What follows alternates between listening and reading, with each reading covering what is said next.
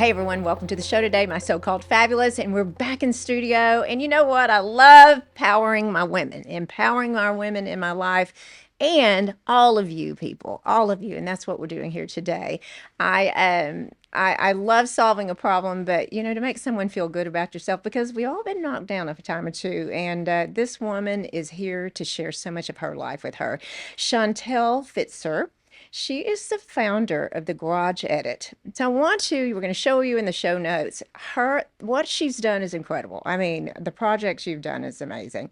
She designs and builds transforming garages into luxury, highly personalized spaces.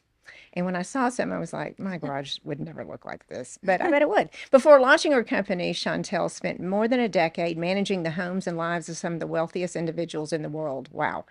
Before stepping into a very male dominated industry, and I want you to remember those words, to build something on her own.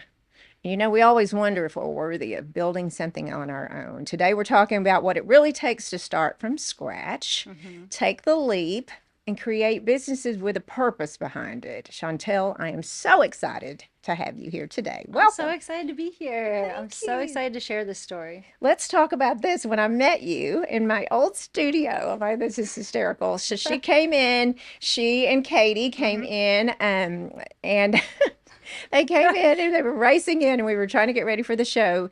And Chantel has a gym bag, and I just think she's just sitting over the side, and it starts moving. And Yeah, then what did I hear? A cat. we did. Yeah, I still forget about that until you reminded me, but it was hilarious. Like as we're sitting there with our little cat Gato, and he was doing really, really good until all of a sudden it moves a little bit. You were like, "Whoa, what's in the gym bag?" And we were like, "Oh, a cat." Just a cat, no big deal. Yeah. All right, let's just dive right in. So the garage edit. Yes. Wow, we're going to go through your background and how you hmm made it to this incredible career. But tell us what the garage edit is. Yeah, so the Garage Edit is an interior build out company where we specialize in building out garage spaces.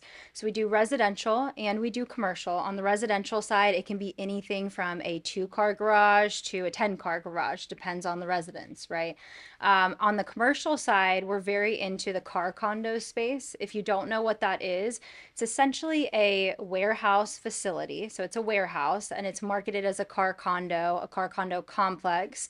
And a lot of collectors and car enthusiasts will buy these and they'll convert them into speakeasies, lounges, things like that. So we come in, we survey the space, we bring in our design team, we design it, and then we use our crew to build it out. So we've found a really unique niche in what we do, but we do all garages from kind of any scale. Wow. I know, yeah, very unique. When I was looking at your website, which we'll have in the show notes, I was quite impressed. And I think of this, and hear me out. I think of Jay Leno, of Right, course. right. Yeah, And I'm like, okay, what could I do with my two little cars in my house? But right. you do more than that. I've seen Yeah. spas. I mean, hmm okay, help me out. What do you call it? Saunas and Cold plunges and like fitness centers, speakeasies. I mean, anything you can imagine. And that's the cool thing about garages is we do get that. We're like, oh, we just have a little 2 car garage. What can we do? And I'm like, a lot. But there's people who aren't approaching it the right way. People are coming in and using the same cabinets, the same materials, the same wall slats. And so we came in and I was like, what if we approach it like a home? What if we use really unique materials, but for the garage? They're still durable, but they're different. And they add, some charisma and energy. And they really showcase the lifestyle of the person. And that's what our goal is with what we do.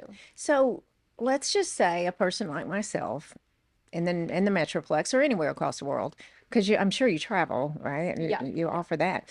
But if you could, a layman, I mean, I have two garages hmm and two cars Yeah. with a bunch of crap in it. Right. Right. That's usually how You've it never goes. heard that, or you've Yeah, never never. seen that. Never, ever. So, what would be your plan of attack for me?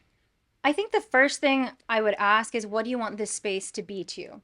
A lot of times with a messy garage, the first thing I hear is organized. I don't want it to be messy, right? So But then I'm like, beyond that, what are we trying to use this as? Because a lot of times there's more than enough space to have a little bit of a fitness area. We've set up yoga areas, saunas, but also just a relaxing, peaceful space, hobbyists. So maybe you're into, painting, or maybe you're into planting, or, whatever it is.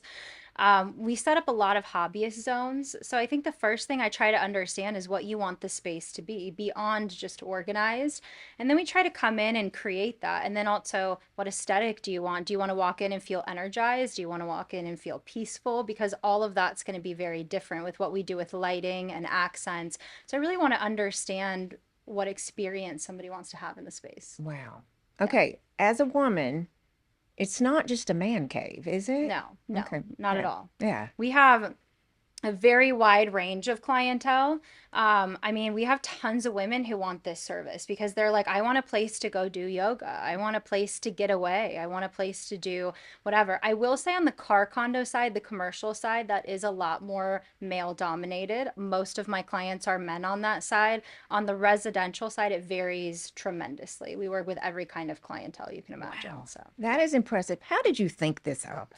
Oh, my wild brain, I guess. I think it's just my entrepreneurial brain, but I did have a unique opportunity because of my background in estate management where I had an assistant I had worked with years ago call me, and she was like, I have a Ferrari collector who needs a garage built out, but I can't trust anybody to manage this project because it was very discreet. Everybody's under an NDA. She was like, can you come in, design the space, and bring on your team? And I was like, sure. I've managed a lot of projects. I know how to work with this echelon of clientele. I did it. It went really well. And I thought to myself, what a unique little niche. And that kind of just opened my hemisphere for all of the opportunities. So I started doing research, learned what a car condo even was, contacted every car condo in the state of Texas, and built a big company out of it. So Wow. that's kind of it was a snowball effect for sure.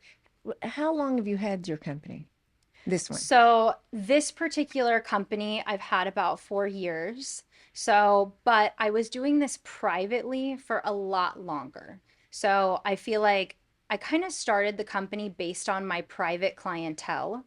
And then it didn't really become a big external company until a few years ago when, I put together the website and was like, wait, I actually have a brand here. And I didn't realize that I had fallen onto such an incredible brand. So I would say, really, with the public knowing about it, it's like about a 2 year company because it was really done privately for quite a while. So I want to back up to your history, your career, because I am what I'm hearing is this is a very I'm assuming is a very male dominated world that It you're is, working yeah, in, for and sure. you're a beautiful female, so that has to be tough. So let's back up to the training and what you've done to reach where you are because I would assume, I mean, I wear my feelings on I mean, I'll cry at anything. You know what I mean? So I'm Yeah, sure you can't do that. right. But, No. so you mentioned estate management, and you and I Yeah. were chatting a little bit when you came in. I mean, that's a lot. Yeah. Yeah. I mean, so I got my start in estate management, and you just inherently have to have a really thick skin. And for context, for people who don't understand what estate management is, my role was managing estates that were usually between about 20,000 to 40,000 square foot estates. So these are big homes. And my role as the estate manager is I was kind of the head of staff. Some people would see it as chief of staff to an extent. So I hired the assistants, the security, the cyber security, the personal assistants, nannies. I mean, anything you can imagine, I was hiring them, training them, even all the way down to like accountants, running events, just every echelon of anything in that world.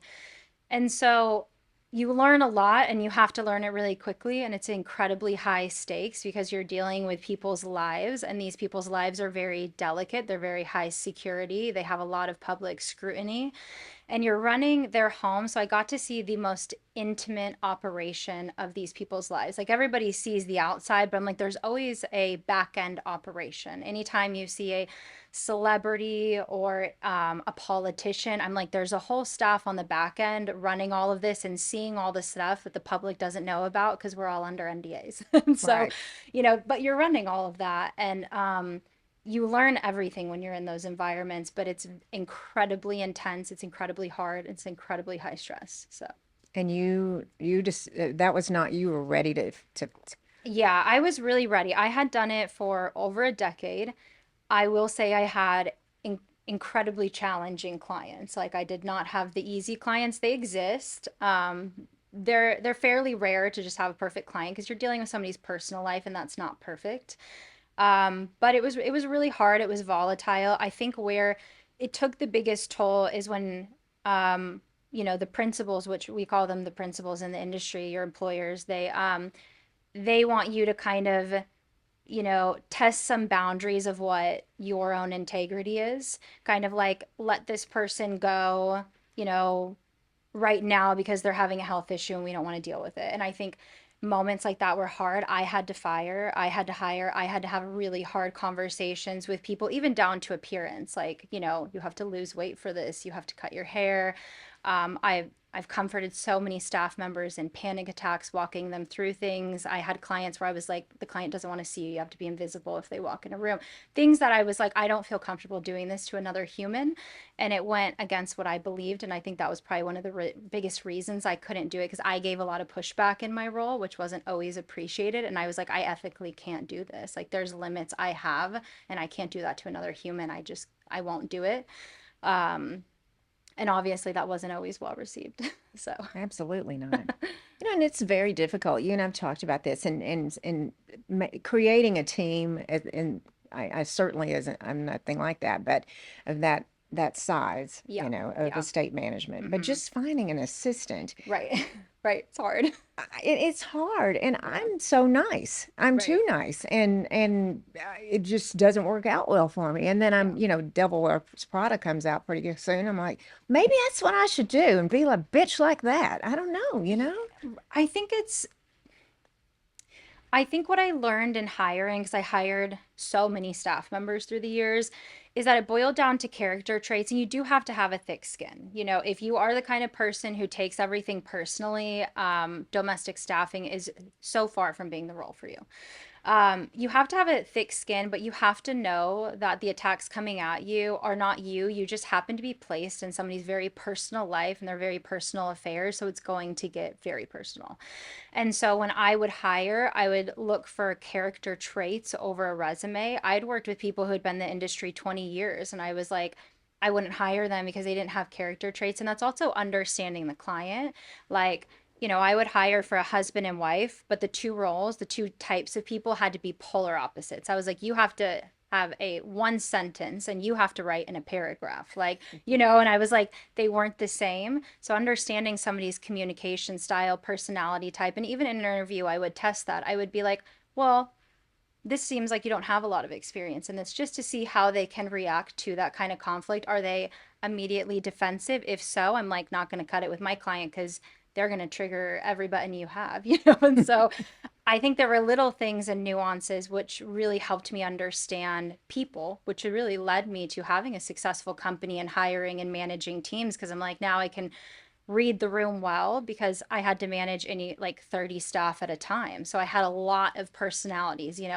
The nanny's mad at the chef because the assistant did this. So you're like in everybody's personal life, not only your clients, but all the staff. So you're basically, it's like running a high school. There's all this drama and cliques, and like you're the immediate, you're the person in between trying to make sure everybody's okay. So Right, exactly. yeah. So what was the catalyst that you just said, I'm done. I'm done. I'm done. And I can do this. I'm done and can be done. I was always an entrepreneur, so I always knew I was going to have a company that didn't come out of nowhere. I think my last job in estate management was the I'm done because I realized that there was no healthy way to have a work life balance. There was no healthy way to have a relationship. There was no healthy way to be true to myself while being in a role like that. And I was like, I'm at a stage of life where I want to grow. I want to tap into who I am. I want to grow as a person, and I just can't do it in this environment. And it's time for me to just grow as a person. And so I just wasn't allowed. I wasn't going to let career keep me from that person I wanted to be. So when you made that decision and you made it public or you told someone, did you get pushback? I I did and I didn't only because I've always been like a flight risk in the sense that I've always been an entrepreneur. So my friends weren't ever shocked by it because they knew who I was. Like I've always been trying company ideas on the side with the little time I did have. But I did get some pushback. I had people be like, why do you keep trying? You could be making so much money in this steady job." And I was like, I'm just born to be an entrepreneur. I'm born to have a company. I'm never going to stop trying. Like that's just who I am. Like that journey will never, end for me until like I really have that thing that I'm really passionate about. So, for the people who knew me, not so much. For the people who didn't, I think it scared them because they're like, I could never imagine doing that. And for me, I'm like, I could never imagine not doing that. Like, risk is kind of ingrained in my DNA, I suppose. Right. So when you did do this, let's take us move forward into this career that Mm-hmm. in this business and brand. Was there a moment when you questioned everything? Like you're like, dang, Yeah, hundreds of them. hundreds of times. I mean, See, yeah, that's what hundreds of girls need them. to hear. Yeah, I mean, you're not going to have one, you're going to have so many different ones, and you're going to question so many different things. You're going to question, like, is this what I want in life? Because there's a switch that happens, where you're like, you're getting into a phase where maybe you want a family and you're like, am I wanting to still, be a boss girl? Do I want this? Do I want some stability? Do I want the pain of this? Do I want to wake up putting out a fire every morning? So you question everything, and mostly you question yourself a lot. And that's the hardest. Those are the hardest questions. Not as much do I want to keep on this journey, but do I have the fortitude to keep going? You know, am I resilient enough? Can I take another hit? So yeah, I mean, you really cannot enter into the entrepreneurial journey without questioning yourself. And if you are questioning yourself, like I would just say we all are, and you can feel comfortable in that none of us are doing this without questioning ourselves. You know, and I love that you said that because we all are. We all are. We all are. At any age, Yep. you are, especially at the internet at our fingertips. Yeah. I mean, Yeah. we have everything instantaneous Yeah. now. We have social media, Right. and I've said this in every podcast I've done today. Comparison is the thief of joy. It Of course is. it is. It really is. So, walk us through the first time, and you knew it was a male-dominated Hmm. business. What was your first, and there it is. There it is. Like in what sense? And that you knew that you were in a male-dominated world, and you're a female. I think so. It's not even just the clientele, but it's my teams, like a lot of my Really? teams are men because I work with construction crews and build outs. So, I'm not only managing a lot of like a male clientele, but I'm also managing tons of men in construction. So I would say that's almost the more male dominated side, which actually came with, I would say, more challenges than the clientele side of things, in my opinion, just because there's a lot of pushback. I'm coming in and I'm like, hey, I have these huge clients and I'm getting the bids. And so there's some natural, how'd you get the bid? And I'm like, well, I'm trying to, work with you on it, but there is some pushback. And so you have to find people who are really willing to collaborate, with a woman, and take that as a lead. I have actually had crews be like, well, they're not willing to talk to you directly. And I'm like, well, then you're not on the team, And I'm like, and you have to have those hard conversations. But I think I knew going into it is like a lot of the individuals in the car enthusiast space are, it's a male dominated industry just across the board, but there are a lot more women breaking into it and feeling more comfortable in it. I think less women are in it, not because of interest, but not, they don't feel welcome. Like they don't feel comfortable. And I will say the car enthusiast group is actually incredibly welcoming, which I can say I've come to learn. But I also think it's the energy you show up with as well. And that's a really big part of being in a male dominated space. It's not as much their energy. I'm quite indifferent to that. It's the my own energy I show up with and protecting that. What is that energy? You just really have to have a lot of confidence. And I think part of confidence is self love and self awareness. Like at the end of the day, I still know who I am, even if somebody else doesn't, or even if somebody else doesn't believe it. And I can't allow somebody's opinion of my self worth to waver my idea of myself or my skills. And so I would say I've seen two types of women show up in male dominated spaces, and where I think a lot of women go wrong is maybe a level of overcompensation. They're like, there's a lot of men, so I have to show up stronger. And I almost think it's different. I'm like, show up in your greatness. There is a greatness and a feminine energy channel that, because guess what? You have that, they don't. A feminine energy. So instead of trying to pull out your masculine energy, full if you don't have that to work with, pull out your feminine energy. Like, I'm very in touch with both of mine, but I'm like, be in touch with what's more true to you, because if you're selling somebody truth, it's way harder to argue. And that's why my clients don't ever question me. They're not like, what's your resume? What's your portfolio? Which is really fascinating to me, but I never get asked those questions ever. But I think it's because I sell stuff with a lot of confidence. I'm like, I know what I'm doing. I know I'm going to give you great results. This is where I am. And I believe that. So it's easy for them to believe it. Because I'm like, if you're busy convincing yourself, it's going to be so hard to convince other people. So first you have to like go through that process of knowing what you show up with and just being really confident in that. Chantell, there's women listening to this now that are wanting to make this leap. They may want Yeah. to change careers. Yeah. I mean, it's as simple as that, which Right. is not simple, or break in a new career. How much does how you look in your business make a difference? Like how you dress, confidence, obviously, Right. confidence is in how you dress. Does it make a difference when you're going to a job site? I mean, because the people think about these things. Totally. I do think it makes a difference. And I still revert back to confidence. I think you want to show up with professionalism, but also you want to show up with what's authentic to you. And this is why I say this. Some of the most renowned designers, architects, people out there, they're really eccentric, right? And so sometimes they show up in stuff that I'm like, I wouldn't say that that's business casual, but why do they get the deals? Why are they selling the clients? Because they're so authentically them, and they align with a clientele that aligns with them. And I'm like, when you show up with a certain style, and you embody that and you own it, and you're not trying to be anybody but you, it is just so much easier to sell, because it's way harder to sell when you're playing a role in a character than when you're selling as who you are. So yes, it matters, but keep it authentic to you. Like, I show up in my cowboy boots and I'm happy with that. I got my first assistant job, and I'm just going to small sidetrack, but it's very relevant. My first assistant job I asked my employer why she hired me when I decided to leave. And I was like, why did I stand out? And she said, every other person who showed up had a little notepad and a little pen, and they were wearing business casual. And she goes, you showed up in skinny jeans, you showed up in your boots, and I had a nice shirt on, but I showed up and I started playing with the dog, and I didn't have a notepad. And I said, I take notes in my phone because I won't lose it as easily. And she was like, and I hired you on the spot because I was like, I knew you were the only one with a thick enough skin to handle me. She was like, you came in, it acted natural. You play with the dog. She was like, you had an answer to every question. You were intensely professional. But everybody else, I was like, I wouldn't align with. And I thought to myself, I never would have gotten that job if I didn't show up as just me. And I wasn't performing. I still looked really beautiful and professional, but I was still embodying who I was. And I always remember that, because I'm like, sometimes you is exactly what will get you in the door, is being you know. Wow. Yeah. That is profound Thank you. because a lot of times we're trying to portray something we're not. Right. Right. I Yeah. mean, And people feel that. People really feel that more than you think.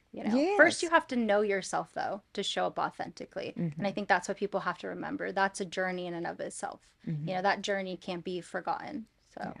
Yeah, and energy. Goodness gracious. A yeah. person's energy. Yeah. So much. I mean, if they're bouncing off the walls, I'm good. But Right. because I bounce off the wall. You know what I Right. mean? Like somebody's got to Absolutely. calm me down a little bit. Absolutely. So, Yeah.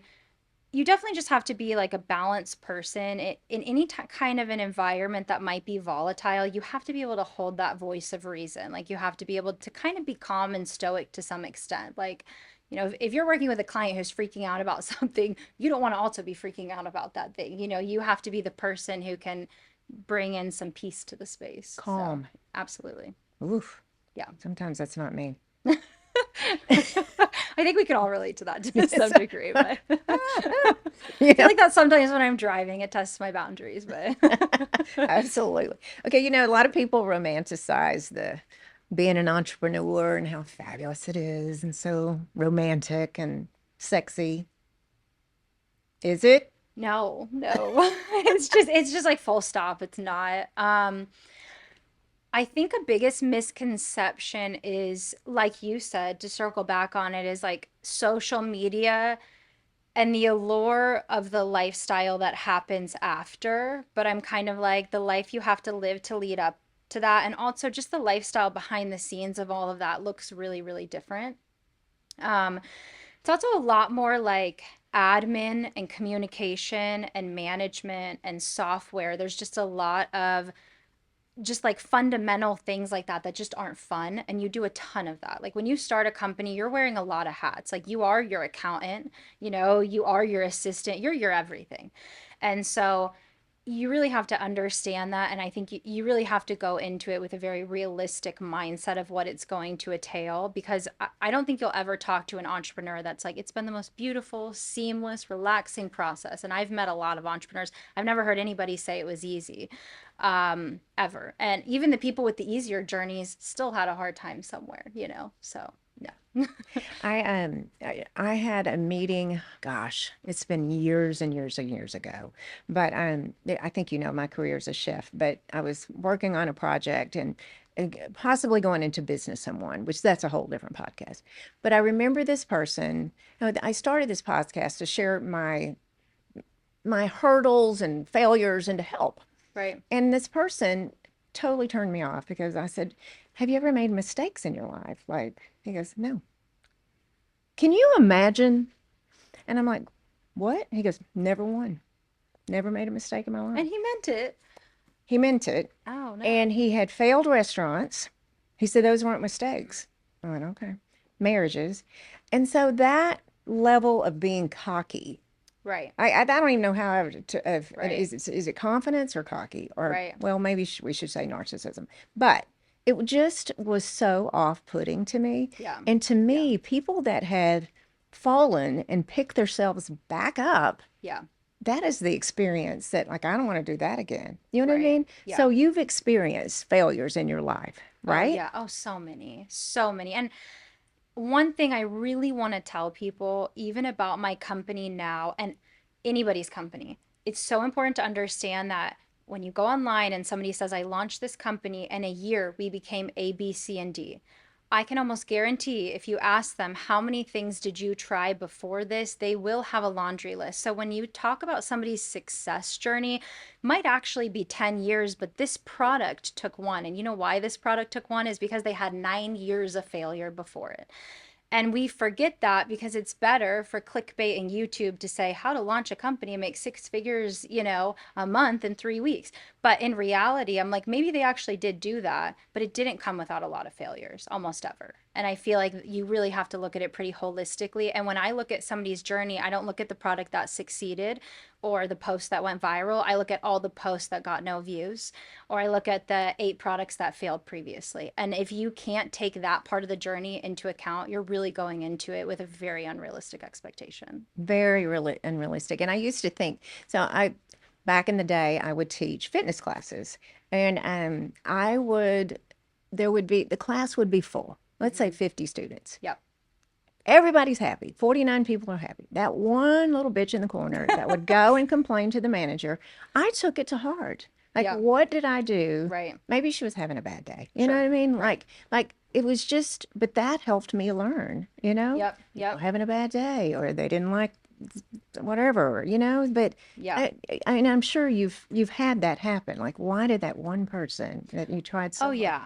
Oh yeah. I've had a lot. I mean, I just recently experienced that, like just within the last few weeks, and I had a client. I mean, we did everything we could, we possibly could for, but sometimes there's just no pleasing certain people. It doesn't matter what we did at the end of the day. But I always tell people, I'm like, those failures, those hard clients, whatever it is, those are also going to be the ones you learn from the most. Because also after this, I was like, okay, we're going to add a few line items to the contract. We're going to add a few parameters here and there. And it takes those experience to add those parameters, because until you have to run into those walls, you don't know that they're there. So, Boundaries. Oh exactly. my And you have to gosh. set a ton of those throughout the process. Exactly. So, Exactly. So you've said there's purpose behind what you're building. yes, What does that mean to you? that's a great question. When I really set out to do business, one of the things I learned early is if you don't develop a bigger purpose for what you're doing, there will come a point where it gets too hard and you start asking your why and you can't find one. So, and the best way for me to explain this is with a story, and it'll be brief, but I was looking for a job. This was many years ago. From a recruiter called me with a job, and I get on this phone call, and we're going through the questions, and she says, Chantel, who's your biggest inspiration? And it was a really weird, like my answer almost didn't make sense to me. And I was like, I call them the ripples. And I was like, what does that mean? And it was maybe something that was subconsciously I was thinking. And I was like, when I think about my biggest inspiration, I'm not really thinking about a big business icon, somebody who wrote my favorite book, a celebrity. I was like, I guess it's these people in these random seasons of life who got me through, who said little things and they became ripples in my life. I was like, I remember a hard season at an airport and just a guy at a Starbucks was like, for whatever reason, I just want to say, like, you're going to make it through this. I was like, I don't know his name, can't even remember his face, but I remember that feeling. I remember these small little moments with these humans that got me through a season. And I was like, they became these ripples in my life. And I just remember them. And I think a lot of us have those humans, could have been a mentor or somebody random.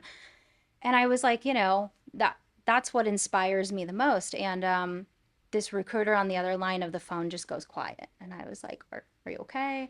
And she goes, well, full transparency. She goes, this morning I woke up and I said a prayer and I told God that some call had to inspire me today or I would give up writing forever. And she goes, you are my last call of today.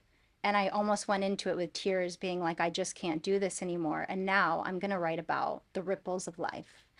And it was just this really beautiful, profound moment where I was like, when you just like say what's on your heart and you're a ripple for somebody and you smile and you're the best person you can be in the life you have today, in the friends in the life you have today, in your family, in your colleagues, your employees, your employers. I was like, that creates a ripple. And we never get to see that.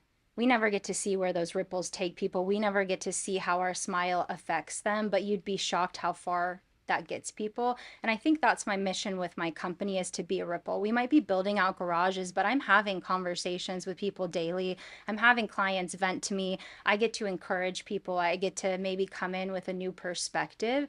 And I'm like, you can be a ripple today. You don't need a platform. You don't need anything. There's a friend in your life who might need a phone call. There's a family member that might need an I love you. Like, you can be a ripple right now. And so I think that's my purpose in my company, is to be the ripple that becomes a wave and pushes to people to their destination. That became kind of my slogan of my company. So that's like the purpose that I built behind it.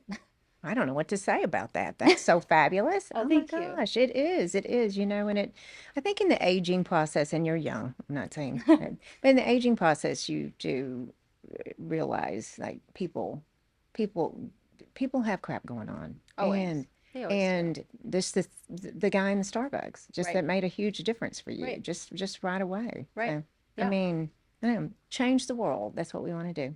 That's, and it takes just a little drop at a time, and I think it's a misconception that it needs to be profound. I'm like, most change never was. It was just a lot of little things, and they became more profound, but they started with really little things and just good people doing a lot of good things. Like you. Oh my Oh, gosh. thank So you. Thank you. you are just a breath of fresh air. I appreciate you so much. Thank you. And you're just I appreciate you reaching out, because it's more than the garage edit for sure. Yes, that's Yes. that's what we want it to be. Yeah. We want to do epic and awesome garages at the same time too. But we definitely want it to be transcend that. You know what we should do? We should do a video. Have you walk in my garage and go, go girl, you go girl. Ripple away. Right? I've seen a lot of garages, so I enter any space with absolutely no judgment. If anything, I'm just so excited about it. I'm like, look at all the things we can do here. And people always feel a little scared. They're like, no, you don't understand. Mine's really messy. I'm like, I don't look at it that way. For me, I'm just like, I can find everything underneath it. That's what we do. That's what we love to do. That's why we're doing what we do. It's like, we know that garages, we know what they end up being. That's why we're here. That's why we're in business. So, Exactly, you know. exactly. They look so pristine on her website, and they are in her Instagram. We're going to put all this in the show notes for sure. But thank you for being here. Thank you so much for having me. It's been such a I pleasure. It's know, been such a pleasure. and you're in Dallas now, right? I'm actually in Austin now. Oh, So, but I'm in Dallas all the time. So sometimes like it blurs the line because I'm there constantly. I'm going to be there like, probably 3 times next month as it is. So, but I'm traveling a lot, but right now based in Austin. based in Austin. Yeah. Okay, great. I go back and forth. My husband goes back and forth to Yeah, Austin it's quite a bit. easy to go back. Just in Texas in general, there's so much driving. It's like somebody's like, "We're in Texas," and I'm like, "That doesn't mean a whole lot because it's pretty That could big." be 10 hours away. Yeah, exactly. Last time I saw you, came in from Austin too. So I appreciate it. Yes. That's Yeah, great. that's That's correct. great. Well, I appreciate you, and everyone go to her website and go to her Instagram and Garage Edit. But you know what? If you didn't take anything from this show today, take what empowering and making changes in your life and just making that decision to move forward for sure. And I say this every single Tuesday, everyone. Keep being fabulous.